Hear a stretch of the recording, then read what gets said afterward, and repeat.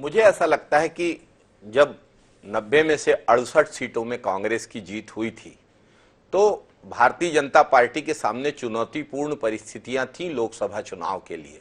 भाजपा ने 11 के 11 सांसदों को बदल दिया। इस बार तो भाजपा 54 सीटें जीत के आई है। भारतीय जनता पार्टी ने इस बार 11 को नहीं बदला, 2 तो सांसद चुनाव लड़ रहे हैं।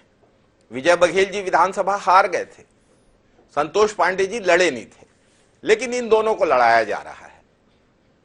4-5 ऐसे हैं जो विधानसभा में पहुंच तो गए हैं, लेकिन प्रदेश की राजनीति में भारतीय जनता पार्टी के सत्ता क्रम में कोई बड़ा स्थान बना पाने में सफल नहीं हुए, लेकिन 4 की तो टिकट काट दी।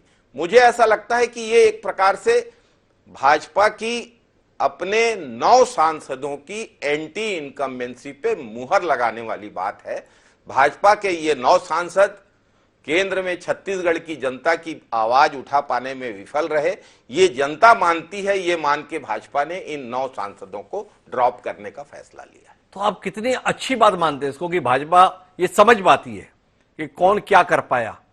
भाई भारतीय जनता पार्टी ने पिछली बार अपने 10 सांसदों की टिकट काट दी थी। भाजपा को जनता की नब्ज पता है, कांग्रेस इस नब्ज को पकड़ पाने में नाकाम रहती है। एक बार फिर आपका भविष्य उज्जवल या अंधकारपूर्ण? घबरा तो नहीं गए आज की सूची को देखकर आप? कहीं किसी प्रकार की कोई घबराहट वाली स्थिति नहीं है। कांग्रेस क्या जीतने की उम्मीद ही नहीं थी तो घबराएं किस बात से? नहीं, ऐसा बिल्कुल नहीं है। जीतने की उम्मीद है और कांग्रेस पूरी ताकत से लोकसभा चुनावों को लड़ेगी, छत्तीसगढ़ में लड़ेगी। और मुझे ये लगता है कि छत्तीसगढ़ में इस बार हमारी संभावनाएं पिछली बार से भी बेहतर है। हमारे पास 1 सीट थी, उससे बढ़कर 2 हुई। इस बार हम सीटों की संख्या और बढ़ा पाने में सफल होंगे। कितनी बढ़ने की उम्मीद है इस सूची के आधार पर? अभी तो कांग्रेस की सूची आई नहीं है, चुनाव प्रचार का क्रम शुरू नहीं हुआ है जी। अभी कुछ कहना बहुत जल्दबाजी होगी, लेकिन कांग्रेस इस बार भारतीय जनता पार्टी से बेहतर परफॉर्म करेगी। ये बात मैं बहुत दावे के साथ, विश्वास के साथ कह सकता हूं। और शैलेश जी, वो दावे तो आप विधानसभा चुनाव के संदर्भ में भी कर रहे थे, उसका क्या अष्ट हुआ? आपको कार्यक्रम में बैठना होता है, हम बार बार उसी को रिपीट चलाएं, वो ठीक नहीं। अभी तो आप ये समझाओ हमें कि भाजपा के ये फैसले आपको कितने प्रभावी दिखाई दे रहे हैं? भारतीय जनता पार्टी जिन 2 सांसदों को बरकरार रख रही है, उन सीटों के हालात, और जिन सीटों पर पार्टी ने 4 सीटों पर सांसदों को अपने स्तर पर बदल दिया। 3 सांसद ऐसे हैं जो विधानसभा का हिस्सा बन गए, रेणुका सिंह, अरुण साव, गोमती साय। ये 3 विधायक की भूमिका में, इसलिए वहां पर नए चेहरे आए, पर 4 सीटों पर प्रत्याशी बदल दिए गए। ये भाजपा के लिए कितनी अनुकूलता या प्रतिकूलता, खासतौर पर रायपुर, जहां पर ब्रजमोहन अग्रवाल मंत्री रहते हुए, विधायक रहते हुए लोकसभा का चुनाव लड़ाए जा रहे हैं।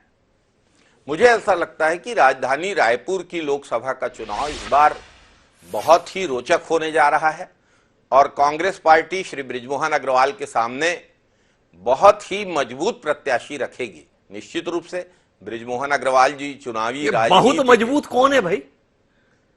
ये मैं कैसे कह सकता हूं, अभी तो पार्टी की कमेटी को निर्णय लेना है, लेकिन जो मेरी चर्चाएं हुई हैं उसके अनुसार इस बार कांग्रेस के प्रत्याशी चयन में आप एक क्वालिटेटिव डिफरेंस, एक बहुत बड़ा गुणात्मक परिवर्तन देखने जा रहे हैं और कांग्रेस इस बार छत्तीसगढ़ में बहुत अच्छे प्रत्याशी देगी। मैं 2 बातें इस सूची को देखकर सोच पा रहा हूं जी, और आपसे साझा कर रहा हूं जी। 2014 में भाजपा के 3 मुख्यमंत्री थे। मोदी जी गुजरात के मुख्यमंत्री थे जी, शिवराज सिंह चौहान जी मध्य प्रदेश के मुख्यमंत्री थे और रमन सिंह जी भी 3 बार से लगातार छत्तीसगढ़ के मुख्यमंत्री बनते आ रहे थे। मोदी जी बन गए देश के प्रधानमंत्री, शिवराज सिंह जी और रमन सिंह जी दोनों हारे। उसके बाद आज रमन सिंह जी विधानसभा अध्यक्ष हैं जी। शिवराज सिंह चौहान जी एक हार के बाद अब लोकसभा लड़ने जा रहे हैं। वरीयता क्रम में मोदी जी से बहुत पीछे छूट गए जी।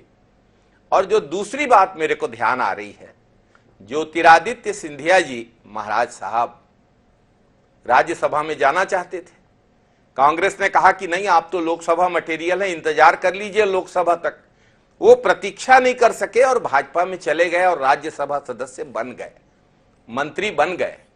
लेकिन अंततः उन्हें वही लोकसभा चुनाव लड़ने पड़ रहे हैं जिससे बचने के लिए वो भाजपा गए थे और राज्यसभा के रास्ते संसद में पहुंचे थे। अच्छा, एक बार बताओ, आप शिवराज सिंह चौहान को लेकर इतने परेशान क्यों? वो बहुत पीछे छूट गए। हार के पीछे छूटे ना, जीत के तो पीछे नहीं छूटे, तो परेशानी क्या है?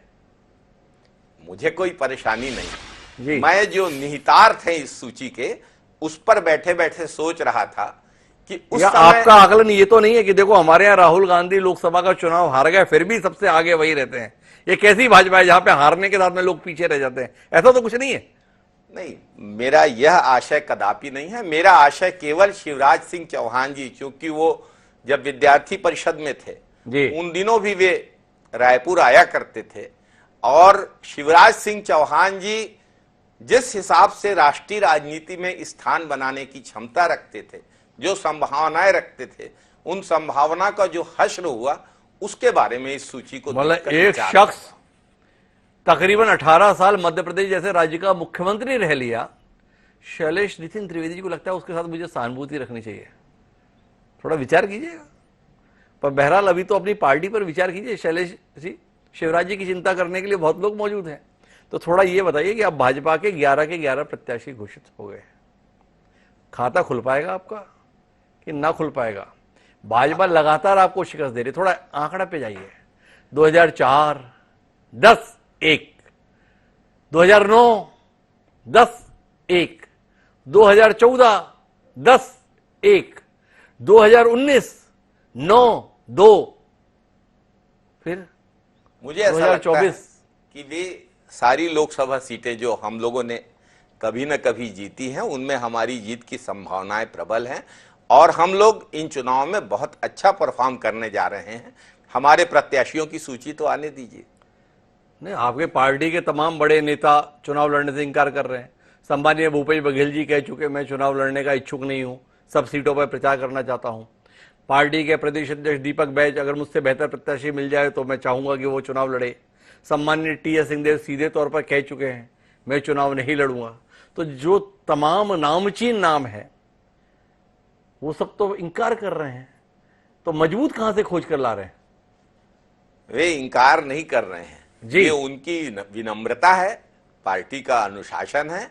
आप सूची आने दीजिए, बहुत सारे आश्चर्यजनक नाम होंगे। आश्चर्यजनक नाम का आशय क्या है?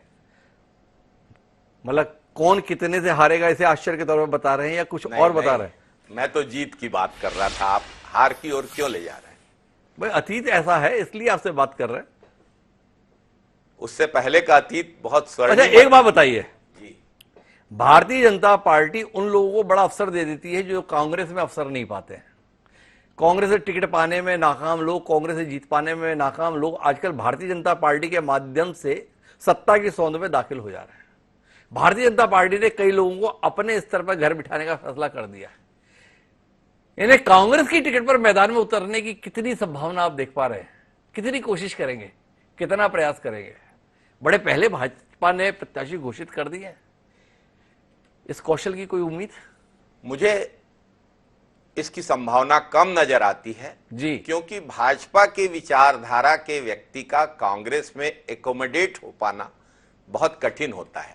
लेकिन याद करिए, मोदी जी ने कहा था कांग्रेस मुक्त भारत जी, लेकिन मोदी जी तो बना लिए कांग्रेस युक्त भाजपा। जी, तो मुझे ये नहीं लगता कि भाजपा युक्त कांग्रेस की कोई गुंजाइश है। कांग्रेस विशुद्ध रूप से कांग्रेस रहेगी और इन चुनावों में मतलब अच्छा कांग्रेस के दरवाजे भाजपाइयों के लिए बंद हैं, उन्हें हम जगह देंगे नहीं, ऐसा कुछ कह रहे हैं? मैं ऐसी किसी घोषणा का अधिकारी नहीं हूं जी, मैं केवल संभावनाओं पे बात कर रहा हूं। आपने संभावनाओं पे एक प्रश्न किया, तो फिर मैं संभावना पूछ रहा हूं। भाई मैं प्रयास तो कर लूंगा लेकिन प्रयास सफल नहीं होंगे इसलिए उसकी संभावना नहीं व्यक्त कर रहा, ऐसा कुछ है क्या कि भाजपाइयों को आजकल कांग्रेस के प्रस्ताव भाते नहीं है? दरवाजा बंद करने का कोई निर्णय लेने का मैं अधिकारी नहीं। है क्या करें वो?